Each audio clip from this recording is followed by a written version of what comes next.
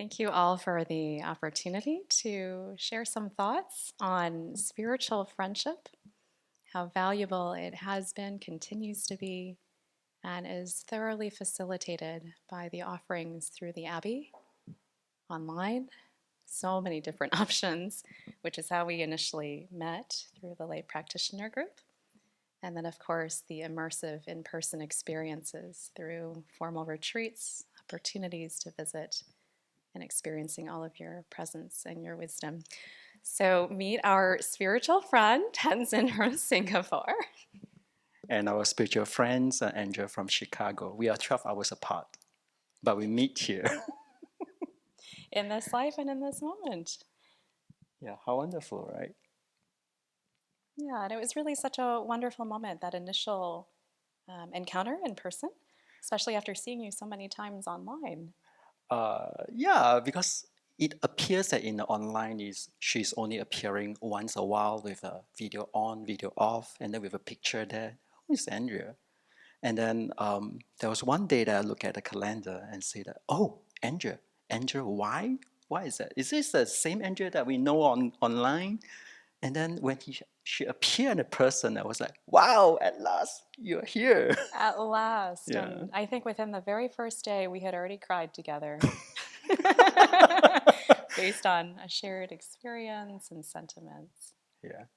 And I think that a lot of people come here because of different purpose, different objectives, and there's so much of differences, yet we recognize a lot of similarities over here, especially in the retreat setting. Yeah. And I think what really draws people to the Abbey is a common spiritual yearning at different levels, a common interest and curiosity about the Buddha and his teachings, and to have people at all stages of the path, from beginners like me to others who are further along, those who are way further along. It's so encouraging and reassuring to know that we're in really good hands and can contribute, hopefully, in very small ways to repay that kindness. Just this morning, there was an interesting experience which was really touched my heart, that you were primarily a part of. There were a couple lay guests, EU and Anastasia, who we have permission to share. And I'll let you speak to that. Oh yeah, I think that in this past retreat, there is so much of these parcels and luggages that I brought over. I think I didn't bring. I bring a lot of these goodies as well as all my afflictions over.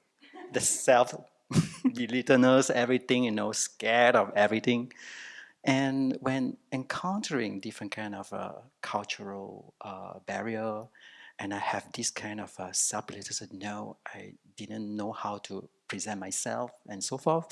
So there was certain circumstances that maybe actually I have nudged people or even like creating unpleasant experiences. So, and this morning I decided to sit down together with Anastasia. I said, can I sit down here? And yeah, we talk and openly we talk about what has gone wrong and being honest, being open. And while we are like laughing to each other and apologizing to each other, I think that so much of this exchanging of these thoughts, information, interaction that cannot be experienced online. Yeah, and as a witness to that conversation, it was so transparent and heartfelt, and it really seemed like quite healing for both sides as you explored, what were the buttons that were pushed, what were the assumptions, and what was actually intended, so that both sides could move into greater awareness and appreciation for each other. And thanks for helping me to realize that I have more buttons than I was thinking of. Yeah, more than the keyboards. Okay. The keyboard, the organ of all the buttons. I was also reflecting on one of our experiences a couple days into the Chenrezi retreat. It was the day where we were reflecting on the kindness of our mothers, plural, as well as all of the conditions that our parents went through when they were growing up, as well as when they were raising us. For me, it was a very moving day. I cried through the entire day of meditations. And you, my friend, also were doing the same, I think. We exited the meditation hall together, and then we're looking at each other. And I was like, We both had red, swollen, puffy eyes. And there was this beautiful moment where it was a shared glance and a shared understanding that, yeah, you were touched by something in there. and I'm not the only one. And I'm not the only one. And I think that really speaks to the value of having spiritual friends, to know that you're not the only one having sometimes big existential questions, having sometimes what feels like very big feelings, and to know that it's okay to show up. And we have Venerable Kadra to thank as a preview in that teaching that day that, yeah, you might cry. So thank you for the preview.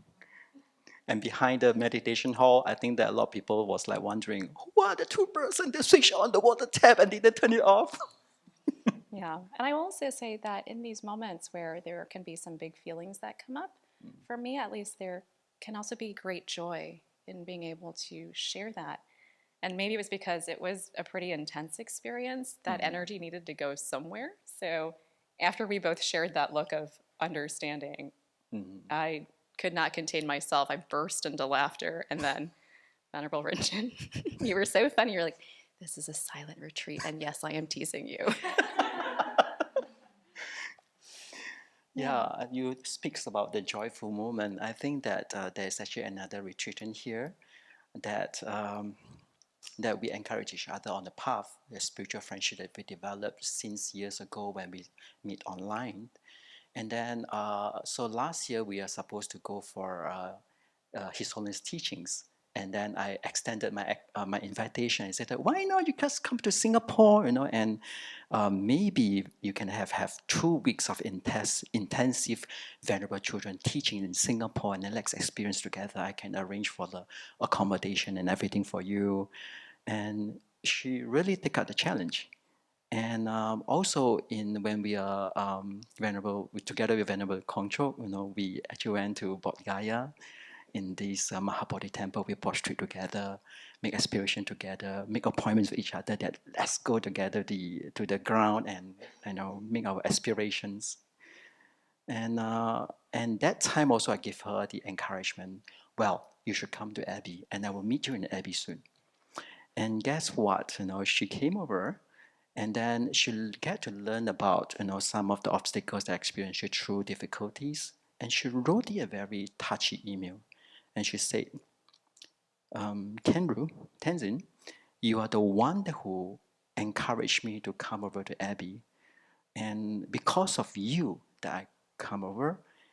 And if you have experienced any difficulties, I'll be there for you. I want you to be here, and let's encourage each other. And that particular moment, I was so touched. I think that this helped. I couldn't accept. I think there's a self-ego that building up to, being pride and so forth. But that sense of the appreciation that, wow, this is spiritual friendship. And thank you. And now both of us are here, and we are seeing Andrea too. I rejoice in all of that. Yeah.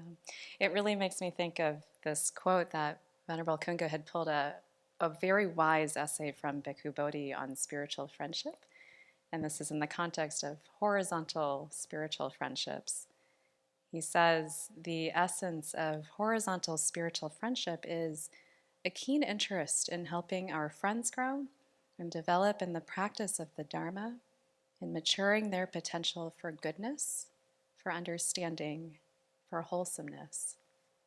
So we have so much gratitude to the Abbey for allowing us to develop this potential for goodness, for understanding, for wholesomeness, and spreading it all across the world for the benefit of all.